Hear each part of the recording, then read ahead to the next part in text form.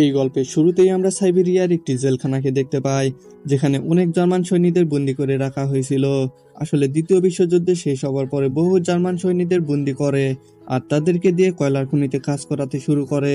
যদিও এই জেলের নিরাপত্তা খুবই কম ছিল, তবুও এখান থেকে কেউ পালানোর চেষ্টা করতো না, কারণ এর চারিপাশে প্রায় 1400 কিলোমিটার মানব বসতি ছিল না। তাই যদি কোনো জার্মান সৈনিক এখান থেকে পালিয়ে যায়, তাহলে সে মানব বসতিতে পৌঁছানোর আগে এই সার্বিয়ার হাড় কাঁপানো ঠান্ডায় তার মৃত্যু নিশ্চিত ছিল। তবে এই বন্দীদের মধ্যে এমন একজন ছিল, সে এখান থেকে পালিয়ে তার পরিবারের কাছে যেতে চায়।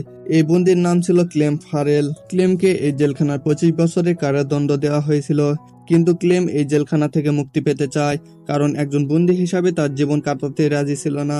কিছুদিন পর ক্লেম পালানোর সুযোগ পায়, আর এই সুযোগকে কাজে লাগিয়ে পালানোর জন্য একটা কয়লা বহনকারী একটি মালগাড়িতে লুকিয়ে পড়ে। আর এই মাল বহনকারী গাড়িটি তাকে জেলের বাইরে নিয়ে চলে আসে, কিন্তু ঠিক তখনই গাড়িটি থামিয়ে দেওয়া হয়। ক্লেম বাইরে উকি দিয়ে দেখে একটা রাশিয়ান সৈন্য বন্দুক তাক করে তার সামনেই দাঁড়িয়ে আছে।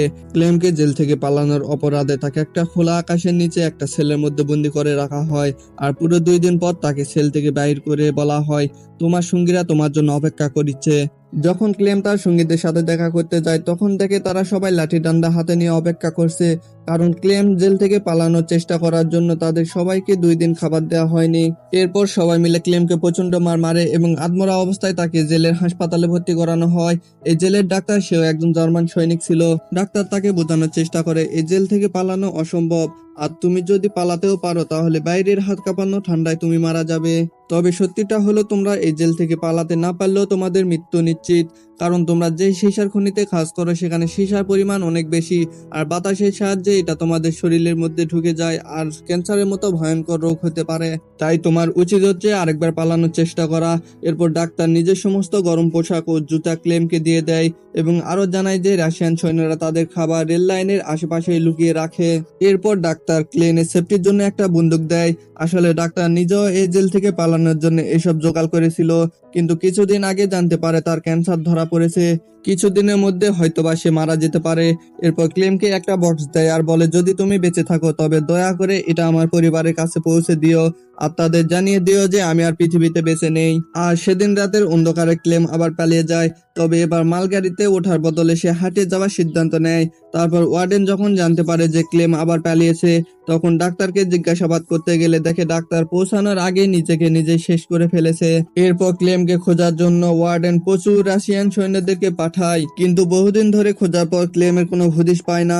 সবাই মনে করে ক্লেম এই ভয়ঙ্কর ঠান্ডায় মারা গিয়েছে, কিন্তু ওয়ার্ডেন জানতো ক্লেম খুব শক্তিশালী আর এত সহজে হাল ছেড়ে দেওয়ার মতো মানুষ নয়। তাই ওয়ার্ডেন এই অনুসন্ধানের অভিযান চালিয়ে যাওয়ার আদেশ দেন। অন্যদিকে আমরা ক্লেমকে দেখতে পাই যে সে প্রবল তুষার ঝড়ের মধ্যে দিয়ে জিনিসপত্র নিয়ে এগিয়ে চলেছে।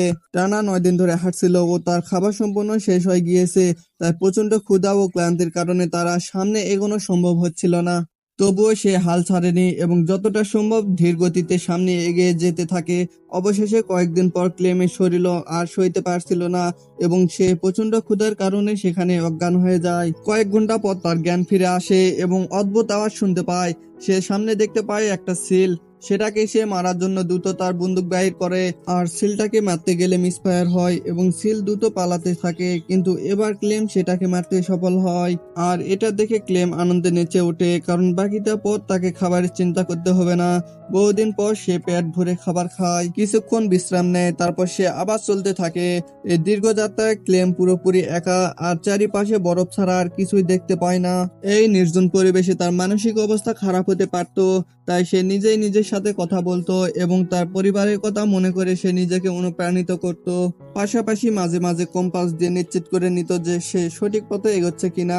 এভাবে হাঁটার পর প্রায় 2 মাস পার হয়ে যায়। সে একটা ছোট্ট গাছ দেখতে পায়। গাছটি দেখে সে আনন্দে লাফিয়ে ওঠে। সে দৌড়ে গিয়ে গাছটিকে জড়িয়ে ধরে, কারণ গাছটি ছিল একটি বড় সংকেত, মানে টানা 2 মাস হাঁটার পর সে আর্কেড সার্কেলের বাইরে চলে এসেছে।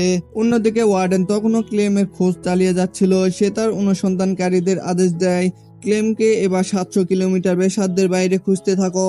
এদিকে ক্লেন একটি জঙ্গলের মধ্যে দিয়ে হাঁটছিল, তখন হঠাৎ প্রবল তুষার ঝড় শুরু হয়। ঝড় এতটাই শক্তিশালী ছিল যে বিশাল বিশাল গাছ শিকড় সহ উপড়ে যেতে শুরু করে, আর তখনই হঠাৎ একটি বিশাল গাছ সরাসরি তার উপরে এসে পড়ে। তবে ভাগ্যক্রমে ঠিক সেই সময় স্যামজন ও ম্যাটন নামের 2 জন ব্যক্তি, যারা কিনা সোনা খুঁজতে এসেছে, তারা ক্লেমকে দেখতে পায় এবং সময় মতো তাকে উদ্ধার করে। এরপর তারা তিনজন একসাথে পথ চলতে থাকে এবং কয়েকদিন হাঁটার পর অবশেষে তারা বরফের স্থান থেকে বাইরে আসতে সফল হয়। পথে তাদের সামনে একটা নদী পড়ে। নদী পার হওয়ার জন্য তারা কাঠ দিয়ে একটা ছোট্ট নৌকা তৈরি করে। নদী পার হওয়ার সময় তারা একে অপরের সাথে শৈশবের গল্প করতে থাকে, কিন্তু হঠাৎ নদীর স্রোত এতটাই তীব্র হয়ে ওঠে এবং তাদের ছোট নৌকাটি নিয়ন্ত্রণের বাইরে চলে যায় এবং হঠাৎ স্যামজন নদীতে পড়ে যায়। স্যামজন সাঁতার জানতো না, সে তলিয়ে যেতে থাকে। এটা দেখে ক্লেম তাকে বাঁচানোর জন্য পানিতে নেমে যায়। অনেক কষ্ট করে স্যামকে নদীর তীর পর্যন্ত টেনে আনতে সক্ষম হয়। অন্যদিকে ম্যাটন তাদের সাহায্য না করে মৃত্যুর মুখে ফেলে রেখে সে ছোট্ট নৌকাটা নিয়ে সামনে চলে যায়। কিছুক্ষণ পর ম্যাটন একটি ছোট্ট ঝাপটির কাছে পৌঁছায়, যেখানে এসে তার লোভ জেগে ওঠে। সে ধরে নেয় যে স্যামজন মারা গেছে এবং তার ভাগে সোনাও চুরি করে ফেলে। কিন্তু কিছুক্ষণ পর ক্লেম ও স্যামজন সেখানে পৌঁছায়, আর যখন স্যাম বুঝতে পারে যে ম্যাটন তার সাথে বিশ্বাসঘাতকতা করেছে, তখন সে গুলি করে তাকে মেরে ফেলে। এরপর ক্লেম ও স্যামজন তাদের জিনিসপত্র নিয়ে আবার যেতে শুরু করে। তারা কয়েক মাস ধরে হাঁটতে থাকে, শুধুমাত্র এই আশায় কোথাও না কোথায় মানব বসতির দেখা পাবে। দেখতে দেখতে শীতকাল চলে আসে, আর একদিন ক্লেন খেয়াল করে দেখে যে স্যামজনের মালপত্র ছিল খুবই ভারী। তাই ক্লেন সাহায্য করতে চাইলে স্যামজন মনে করে সে তার কাছ থেকে সব ছিনিয়ে নিবে। তাই সন্দেহবশত স্যামজন ক্লেনের উপর আক্রমণ করলো এবং সে তাকে পাহাড় থেকে নিচে ফেলে দিল। ক্লেন দেখতে পায় একটি নেকড়ের দল তার দিকে এগিয়ে আসছে। প্রাণ বাঁচানোর জন্য সে একটি গাছে ওঠে, কিন্তু নেকড়েগুলো তার পা কামড়ে ধরে। টেনে নামানোর চেষ্টা করছিল। গাছটি সরু হওয়ার কারণে গাছটি মাঝখান থেকে ভেঙে যায়। এখন তার মৃত্যু নিশ্চিত। ঠিক তখনই গুলি শব্দ শোনা যায়। যখন চোখ খোলে সে দেখতে পায় সমস্ত নেকড়ে মাটিতে পড়েছিল। আসলে ওই অঞ্চলের কিছু শিকারী ঠিক সময়ে এসে তাকে বাঁচিয়ে নেয়। এরপর ক্লেমকে তাদের গ্রামে নিয়ে গেল আর তাকে সেবা যত্ন করতে লাগলো। কিন্তু একদিন সরকারি নোটিশ আসলো, যেটা ওয়ার্ডেন পাঠাইছে। সে চিঠিতে লেখা ছিল জার্মান সৈনিক তাদের কারাগার থেকে পালিয়েছে। কেউ যদি তাকে সাহায্য করে তাহলে তাকে দেশদ্রোহীর অপরাধে শাস্তি দেওয়া হবে। এই কঠোর নির্দেশের কারণে ক্লেম বাধ্য হয়ে গ্রাম ছাড়ার সিদ্ধান্ত নেয়। তবে যাওয়ার আগে গ্রামের মানুষরা তাকে একটি কুকুর দেয়। এখন ক্লেমের সাথে একটি কুকুর রয়েছে, তাই সে একাকিত্ব অনুভব করলো না। অনেকদিন হাঁটার পর তারা একটি মেল দেখতে পায়। মেলটি দেখা মাত্র ক্লেমের কুকুরটি খাবারের সন্ধানে দৌড়ে গেল। কুকুরটিকে বাঁচাতে ক্লেমও মেলের ভিতরে ঢুকে পড়লো, কিন্তু সেখানে থাকা কর্মীরা তাকে চিনে ফেললো এবং মিলের মালিকের কাছে নিয়ে গেল। ক্লেম সবাইকে তার পুরো কাহিনী শোনালো। সবকিছু জানার পর মিলের কর্মীরা তাকে খাবার দিল এবং জার্মানিতে যাওয়ার জন্য একটি ট্রেনে তুলে দিল। ক্লেম অনেক খুশি হলো, কিন্তু সে জানতো না তার সামনে ভয়ঙ্কর বিপদ আসতে চলেছে। আসলে মেলের মালিক খবর ওয়ার্ডেনের কাছে পৌঁছে দিয়েছে, তাই ওয়ার্ডেন তার সৈন্য নিয়ে আগে থেকে প্রস্তুত ছিল। তবে ক্লেম ওয়ার্ডেনকে দেখতে পায়। সে সুযোগ বুঝে ট্রেন থেকে নেমে গেল, কিন্তু রাশিয়ান সৈন্যরা তাকে দেখে ফেলে এবং তাকে ধরার জন্য ধাওয়া করতে থাকে। কিন্তু হঠাৎ কোথা থেকে যেন ওয়ার্ডেন তার সামনে চলে আসে। এটি দেখে তো ক্লেমের মন ভেঙে গেল। এত বছরের কষ্ট নিমিষেই শেষ।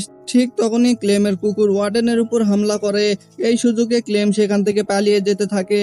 হঠাৎ পিছন থেকে গুলির শব্দ শুনতে পায়। সে পিছনে ঘুরে দেখে তার কুকুরকে মেরে ফেলেছে। এটা দেখে তার হৃদয় ভেঙে গেল, কিন্তু সে থামলো না, বরং আরো দ্রুত দৌড়াতে লাগলো। এরপর একটি ব্রিজের উপর উঠে লাফ দিয়ে চলতে থাকা একটি ট্রেনের উপর পড়লো এবং সেখান থেকে পালিয়ে গেল। কিছুদিন পর 1952 সাল এসে গেল। এখন ক্লেমের কারাগার থেকে পালানো 7 বছর হয়ে গেছে।